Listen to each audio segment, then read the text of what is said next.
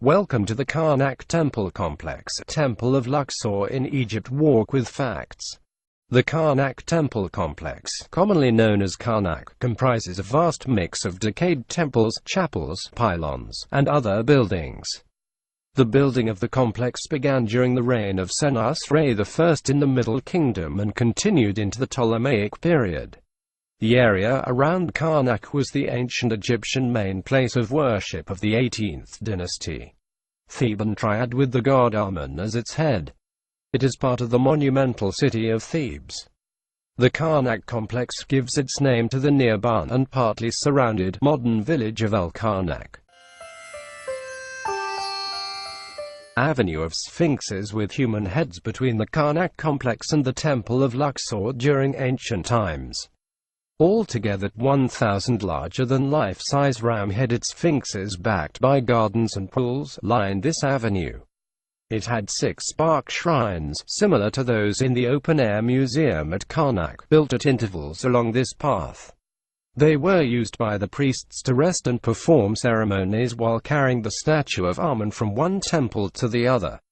The northernmost shrine was located just outside Bab al-Amara at Karnak, while the southernmost was situated in the first courtyard of Luxor Temple. The current sphinxes with the body of a lion are thought to have heads modeled after Nectanebo I. He apparently replaced the earlier New Kingdom sphinxes with his own. Only some small segments of the Avenue of Sphinxes have ever been excavated. Preserved best are the 35 sphinxes exposed on each side of a paved roadway beginning at the Luxor Temple and extending a few hundred meters northward.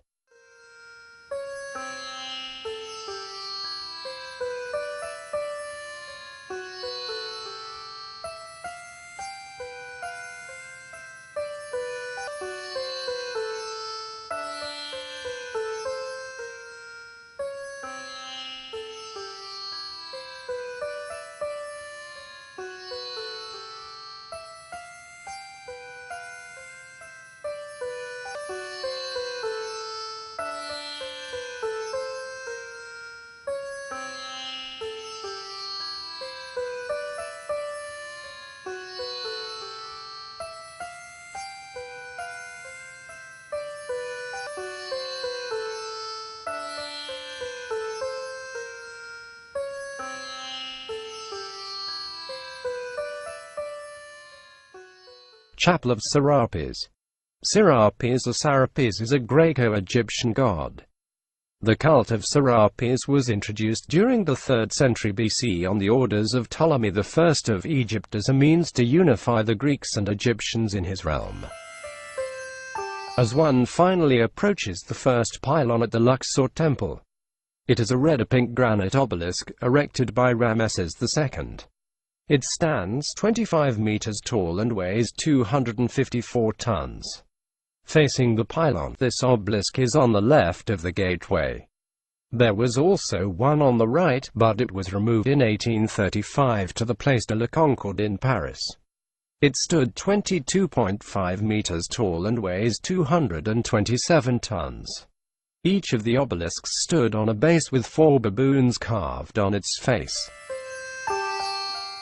The entrance to the temple itself is known as the first pylon.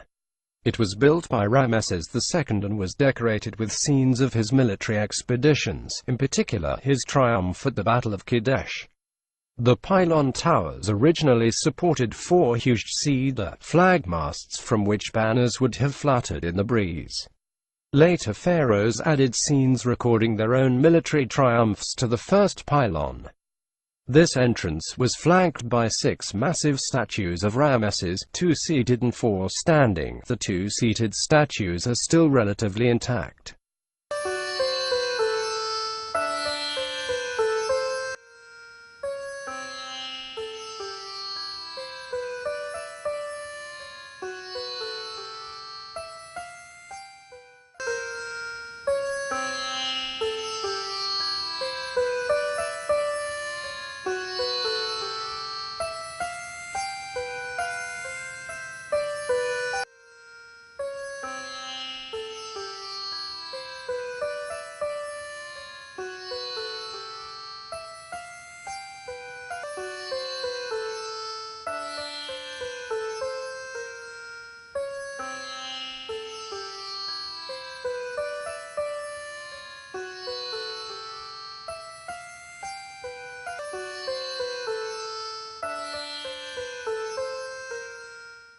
Beyond the first pylon, Ramesses II built a peristyle courtyard which was set at an angle to the rest of the temple in order to preserve three pre-existing bark shrines constructed by Hatshepsut which stand in the northwest corner.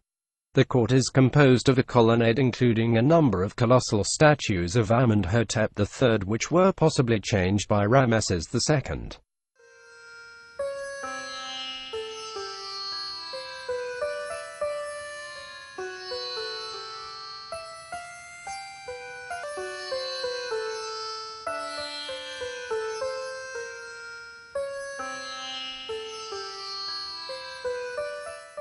The peristyle courtyard leads to the processional colonnade built by Amenhotep III with additional decorations added by Tutankhamun, Horemheb and Seti I.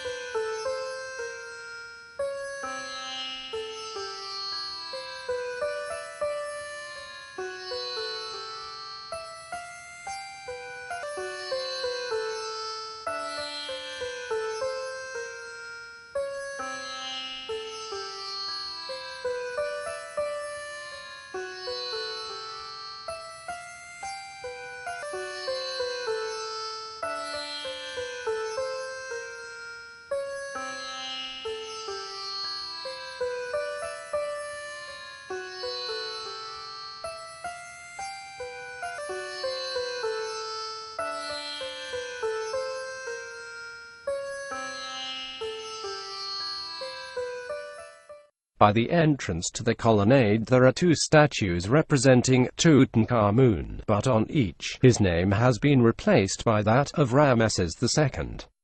It is lined with 14 huge papyrus-topped columns, and the walls are decorated with scenes depicting the stages of the Opet festival.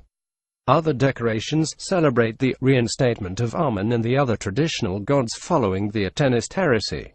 They are ascribed to Tutankhamun, but his name has been erased and replaced by that of Horemheb.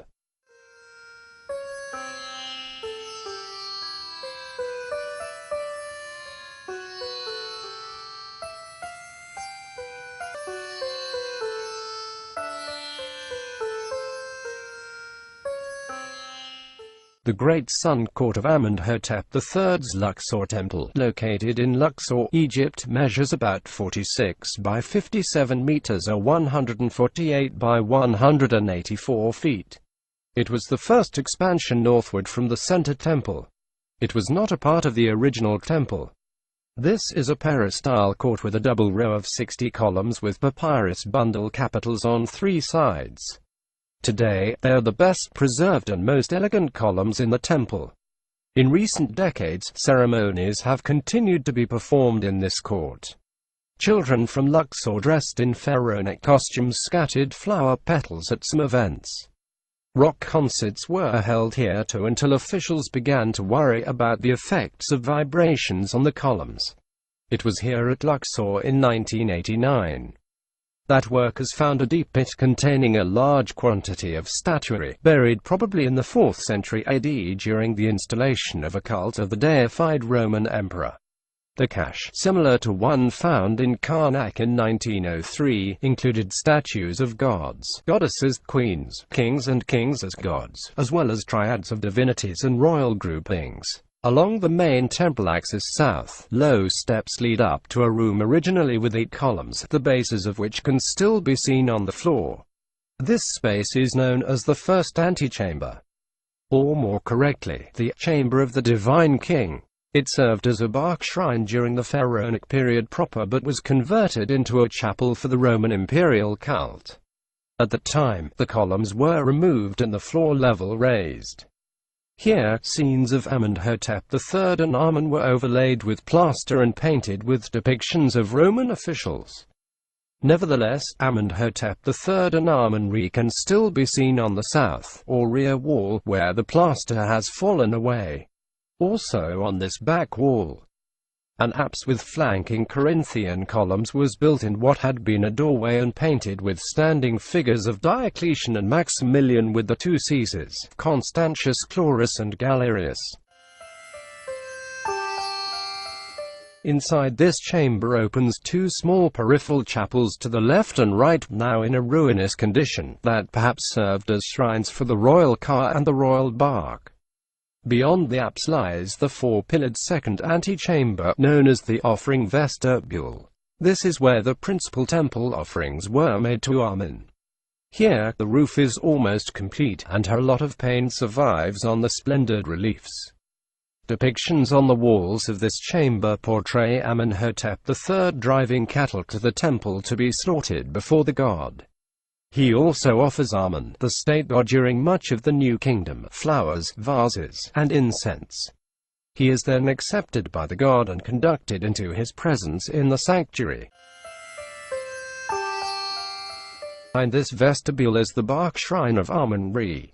Inside the third antechamber, the shrine was rededicated to Alexander the Great after it was reconstructed by him.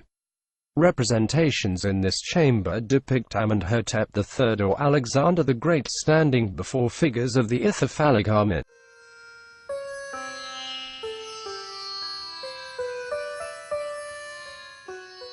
Some of the back rooms were closed for work in the daytime. I will link the nighttime walk.